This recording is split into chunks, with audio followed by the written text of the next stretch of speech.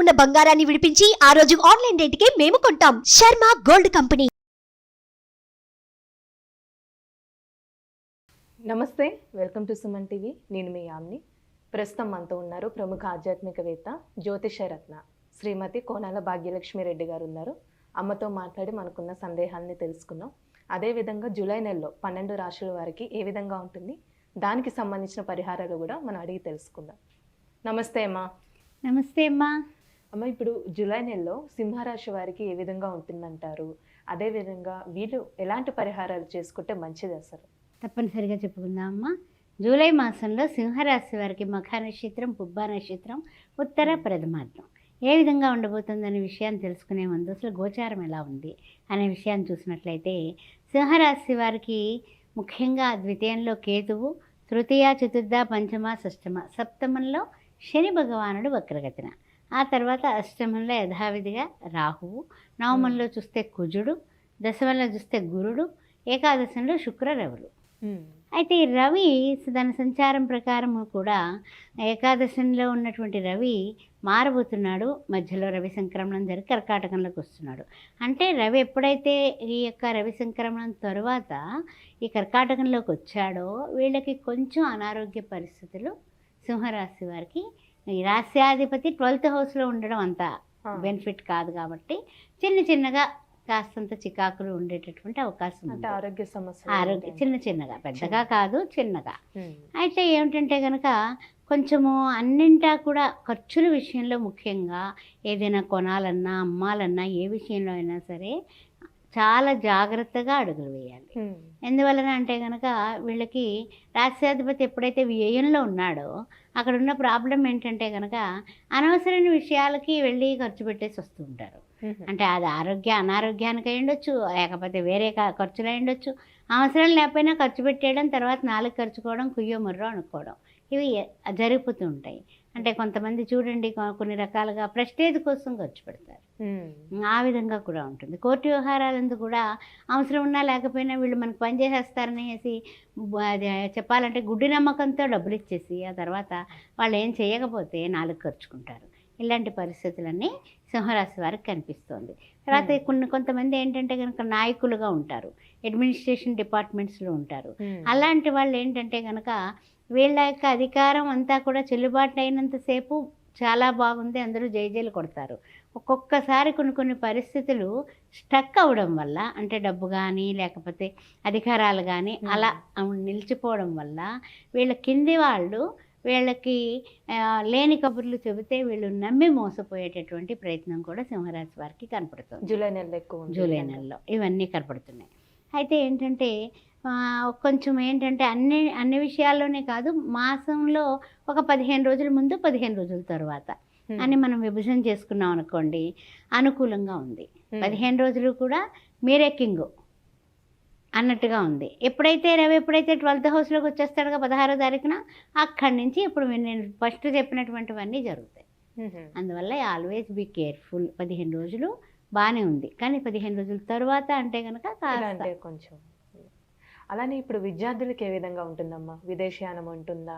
అలానే ఉద్యోగస్తులు కూడా విదేశాలకి వెళ్ళాలని అనుకుంటారు, వాళ్ళకి సంబంధించి ఏ విధంగా ఉంటుంది? ఉద్యోగస్తులు కానీ తర్వాత ఏదైనా సరే విదేశాలలో వెళ్ళి చదువుకోవాలనుకున్న వాళ్ళకి చాలా అంటే మనీ ఖర్చు అయ్యి పరిస్థితులు ఎక్కువ కనపడుతున్నాయి. అందువల్ల ఏంటంటే కనుక కొంతవరకు అంటే వీళ్ళ యొక్క ప్రయత్నాలు సానుకూలంగా ఉండే అవకాశాలు సోగా ఉన్నాయని చెప్పొచ్చు ఈ మాసంలో. అందువల్ల కాస్త జాగ్రత్తగా, ఎందుకంటే ఎదుటి వాళ్ళు 4 మాయ మాటలు చెప్తే వీళ్ళు నమ్మేసి డబ్బిస్తే ఆ తర్వాత ప్రయత్నం అంతా వృధా అయిపోయేటటువంటి విషయం ఉంది కాబట్టి కాస్త జాగ్రత్తగా ఉండండి. ఆ తర్వాత ఏంటంటే కొన్ని విషయాల్లో ఏంటంటే చదువు విషయంలో 4-5 కళాశాలలకి మనం అప్లికేషన్ పెట్టుకుంటే ఏదో ఒకటి తగులుతుంది, కానీ అక్కడ మా ఫ్రెండ్స్ లేరని పేచీ పెట్టే అవకాశాలు ఎక్కువ ఉంటాయి. ఎందుకంటే వీళ్ళకి ఏంటంటే కనుక వాళ్ళు నమ్ముకున్న వాళ్ళని వీడు విడిచిపెట్టలేరు. అలాంటి పరిస్థితులు ఎక్కువ కనిపిస్తూ ఉంటాయి సింహరాశి వారికి. తర్వాత ముఖ్యంగా ఏంటంటే ఇంకొక విషయం చెప్పాలంటే కనుక శ్రమకు తగినటువంటి ప్రయోజనం ఉంది. అందువల్ల వీళ్ళు శ్రమ ఏవ జయతే అనే సిద్ధాంతాన్ని పట్టుకుని ముందుకు వెళ్ళినట్లయితే తప్పనిసరిగా మీ శ్రమకు తగిన ప్రతిఫలం మీకు ఆర్థికంగా లాభిస్తుంది. అలానే ఏమైనా శుభకార్యాలు జరిగే అవకాశం ఉందంటారా జూలై నెలలో సింహరాశి వారికి? శుభకార్యాలు జరిగే అవకాశం ఉంది, జూలైలో కుదురుతాయి. శుభకార్యాల నిమిత్తం ఖర్చులు బ్రహ్మాండంగా పెట్టేటటువంటి అవకాశాలు కూడా సువర్ణ అవకాశాలు ఉన్నాయి. అందువల్ల ఆగస్టు నెలలో చేసే పెళ్ళికి జూలై నుంచి మీరు ఖర్చులు మొదలు పెట్టేస్తారు. కాస్త చూసుకుని ఖర్చు పెట్టండి. ఆదాయం అయితే పర్వాలేదు, బాగానే ఉంది. ఆదాయం విషయంలో బెంగ పెట్టుకోవాల్సిన అవసరం లేదు. అదేవిధంగా కొంచెం నూతన పనులు చేపట్టవలసిన పరిస్థితులు కనపడుతున్నాయి. నూతనంగా మీరు ఏ పనులు చేపట్టినా సరే మీరు సక్సెస్ అవుతారు. ఆ విషయంలో డోకా లేదు. కానీ ఏంటంటే కాస్త అనుభవజనులు, కుటుంబంలో పెద్దవాళ్ళని సంప్రదించి ముందుకు వెళ్ళడం చాలా మంచిది. కొన్ని కోర్టు వ్యవహారాలు లేకపోతే ఏదైనా భార్యాభర్తల మధ్య కాస్త మాట పట్టింపులు ఏమైనా వచ్చినా కాస్త సర్దుకోండి. ఎందుకంటే మనం ఒక్కొక్కసారి తగ్గితేనే విజయం లభిస్తుంది. అలానే ఏమైనా కొత్త పనులు చేయాలనుకుంటే, అంటే ఇప్పుడు ఇల్లు కొనాలనుకుంటున్నా, ఒక ల్యాండ్ కొనాలనుకుంటే ఇలాంటి పనులు చేయొచ్చు అసలు జూలై నెలలో? అయితే జూలై నెలలో ఫస్ట్ 1వ తారీఖు నుంచి 15వ తారీఖు వరకు మీరు ఏమైనా ప్రయత్నాలు, కొనుగోలు ప్రయత్నాలు, షేర్ మార్కెట్ రంగంలోని వీటిలన్నింటిలోని కూడా బాగుంది.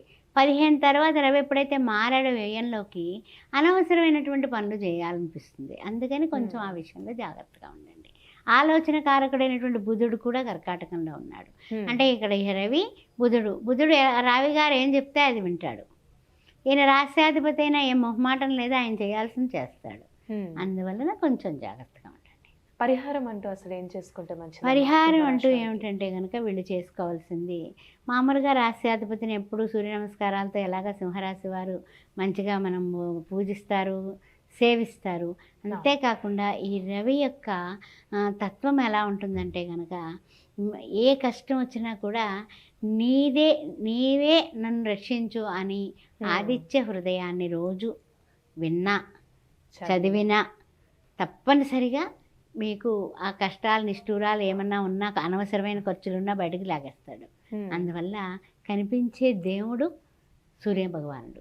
అందుకని ఆ విషయం గుర్తుపెట్టుకోండి. రవి, మిత్ర, సూర్య, ఖగ, భాను, పూష, హిరణ్య గర్భ, మరీచ, ఆదిత్య, సవిత్ర, అర్క, భాస్కరేభ్యో నమః అని ఈ 12 నామాలతో చక్కగా పూజించండి. ప్రతిరోజు కూడా ద్వాదశాదిత్యులను కూడా తలవండి.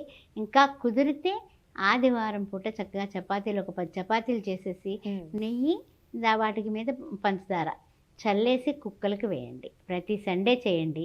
తప్పనిసరిగా మీకు అనారోగ్య పరిస్థితులు, అనవసరమైన ఖర్చులు కూడా తగ్గుతాయి. పేదవాళ్ళకి గోధుమ పిండి దానం చేయండి. మంచి పరిహారం తెలియజేశారమ్మా సింహరాశి వారికి సంబంధించి. ధన్యవాదాలు మీకు. ఓం శ్రీ మాత్రే నమః. సుమన్ టీవీలో మీ పర్సనల్ అండ్ బిజినెస్ ప్రమోషన్స్ కోసం కింది నెంబర్కి కాంటాక్ట్ చేయండి.